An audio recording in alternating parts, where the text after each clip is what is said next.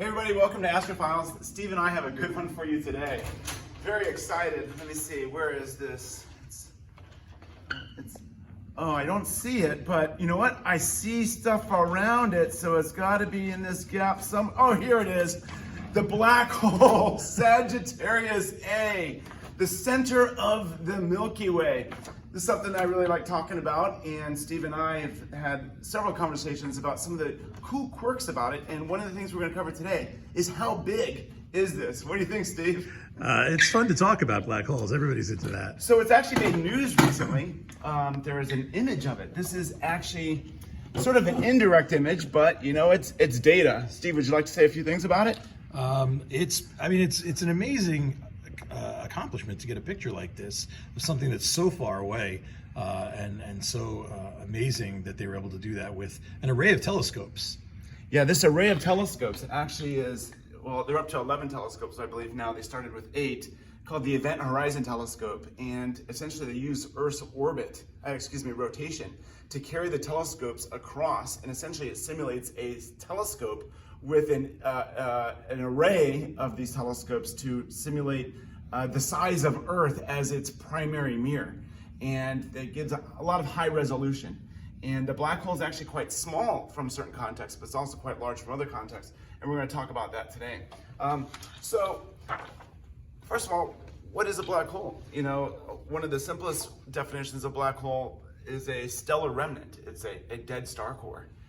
We won't go into essentially how this develops, but when a star dies, in particular, if it has a high solar mass, let's say 25 solar masses, you can end up with a core that's 3 solar masses, and the material is so compacted that it creates this neat term, the black hole.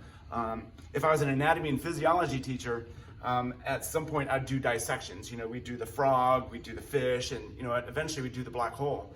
And the dissection of a black hole actually makes it quite simple. It's got this point of singularity in the middle of it, and on the outside, so to speak, is the event horizon. Event horizon. What do you know about the event horizon, Steve? Well, nothing can escape it, and we've seen that in plenty of science fiction movies. Could you stand on it?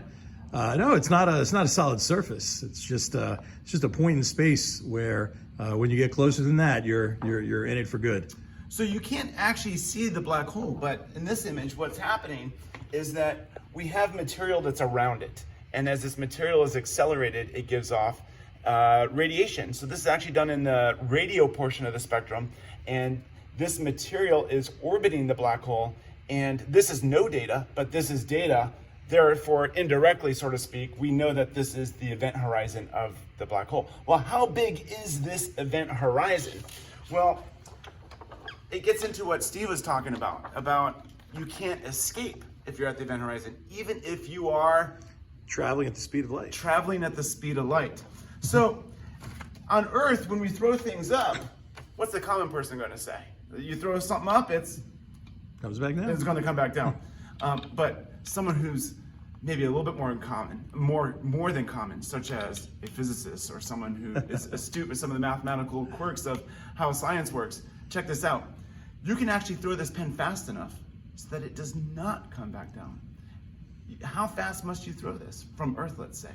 It's pretty darn fast. It is pretty darn fast. And this has a special name. It's called the the escape velocity of Earth. Today, Man, I didn't know I was going to be put on the spot here.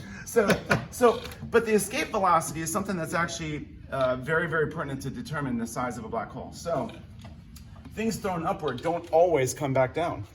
You know, it has to deal with kinetic and potential energy. And if you kind of put this through the workings of some physics, you get an equation that says, if you throw something this fast, it's not going to come back. Well, what are you throwing it from? An object with this mass, and you are this far from that object center. And these are 2 constants, the number 2 and something called the gravitational constant. We'll talk about that in other Astrophiles, I'm sure, at some point. So this is the escape speed. If you throw faster than this, it will not come back down. If you throw slower than this, it will come back down. So here in my situation with the pen, I can't throw near the escape velocity. For Earth, that's almost like 7 miles per second. If I could throw this at 7 miles per second, it is not going to come back. But what we're going to do is, as Steve said earlier, the speed of light is going to be the boundary condition to where it determines the size of that event horizon. So instead of using V, we're going to use C. C is what we use in physics for the speed of light. So I put the speed of light, which actually has a value. And now we actually have this special equation. And when I rearrange it, that radius turns into something called special. It's called the Schwarzschild radius. A German physicist who kind of came up with this idea was able to determine this. So if after rearranging, the size of a black hole, its radius, is 2 times this gravitational constant times a mass divided by the speed of light squared. Well, this is a number, this is a number, this is a number. You just need to know the mass and it tells you the size of the black hole. It's so simple. The mass of the black hole tells you its size. And what's even more phenomenal is that it's a linear relationship. If you double the mass, you're going to double the radius. It's so cool. And that's the radius of the event horizon. Yeah, the event horizon. I mean, we could get into this more if we wanted to, but all that mass is going towards a point called singularity in the middle of the black hole. I learned that in my anatomy class. But the point being is, what you see indirectly is that event horizon. So this is the size of the thing that we're going to try to determine. So we can actually use this to actually make our future calculations a little simpler. Check this out, Steve. I put this together. The smallest black hole is about 3 solar masses. That starts with a 25 solar mass star. When it explodes in the process of death, 22 solar masses go flying off, and you're left with 3 solar masses. So I'm going to plug this into our Schwarzschild equation. So I have my 2 times the gravitational constant times 3 solar masses. This is the mass of the sun in kilograms. And then the speed of light, 3 times 10 to the 8th, and it's squared. And when I solve for the radius of the black hole, for the smallest black hole you can have, by stellar remnants is 8,848 meters, or about 5.5 miles. So here is the smallest black hole, and we get a radius of 5.5 miles. However, that is a diameter of 11 miles. 11 miles. Do you know anything about the size of 11 miles, Steve? That's not very big. No. I believe Manhattan Island is about 12 miles long. So this is about the size of Manhattan Island up in New York City. So it's something that's comparable, a small city, from one side of the city to the next, that's about the size of the smallest black hole. But what's in that black hole? Well, a lot of mass. Three solar masses. 3 packed solar into masses. there. The entire mass of our sun times 3 is packed into that point of singularity, but this is the event horizon that's around that. Now, this guy is much larger than 11 miles. What would make it larger than 11 miles, Steve? It's got more mass. It's got a lot more mass. So the black hole at the center of our galaxy is called Sagittarius A star. So the way it's written is Sagittarius A star. It was a radio source in the constellation Sagittarius that was known as Sagittarius A. And then when they found the black hole, they said, oh, let's just throw a little asterisk there at the end. So this is the name of the black hole. It's kind of like, hey, I'm Sagittarius A star. Nice to meet you. You are? Steve. So anyways, but that is believed to be about 4 million solar masses. This is huge, absolutely huge. But we can use this relationship that 3 solar masses, as we derived earlier, is 11 miles, to determine the size of that black hole up on the screen. So it's super simple. All we have to do is we're going to say 4 million solar masses, and we just use this as a conversion. We don't have to redo the entire calculation. We're going to say 11 miles is 3 solar masses.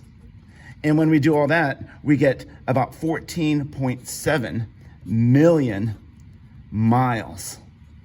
Now, that sounds like a big number. If you had to count to 14.7 million, I think that would take a while. I think it's like 11 days to count to 1 million. Imagine going to 14.7 millions. That would be quite the lengthy time. It's very, very large. But you want to see something kind of cool? It's actually quite small from another context. This right here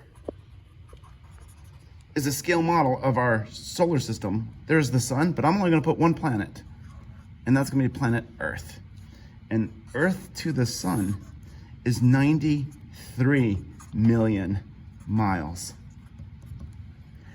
The black hole at the center of our galaxy is only 14.7 million miles. That's 16%. That's probably right about here. So here is the black hole at the center of our galaxy compared to our solar system, Earth and Sun. If we look up here, this is the black hole event horizon. This is all the material that's around it that they indirectly use to observe that event horizon. And our solar system would be like out to here. Here's Earth and here's the Sun.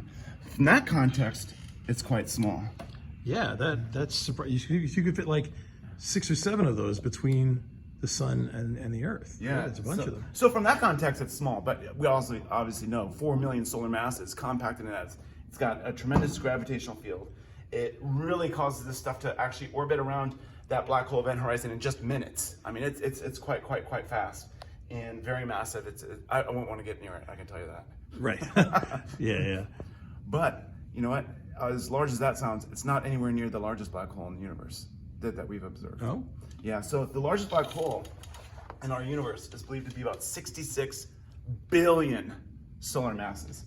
66 times 10 to the 9th solar masses. Well, guess what? We can do the same math here and convert to see how big this guy is. So if we go whoosh, whoosh, whoosh, what we do is we go 11 miles is 3 solar masses. What you get is a black hole that is 2, 4, 2, 1, 2, 3, 1, 2, 3, 1, 2, 3 miles across.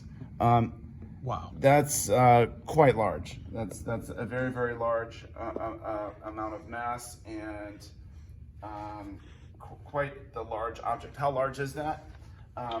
If we draw the solar system again, here's our sun. Here's Earth. Put Earth very close. If I go 40 times that distance is Neptune.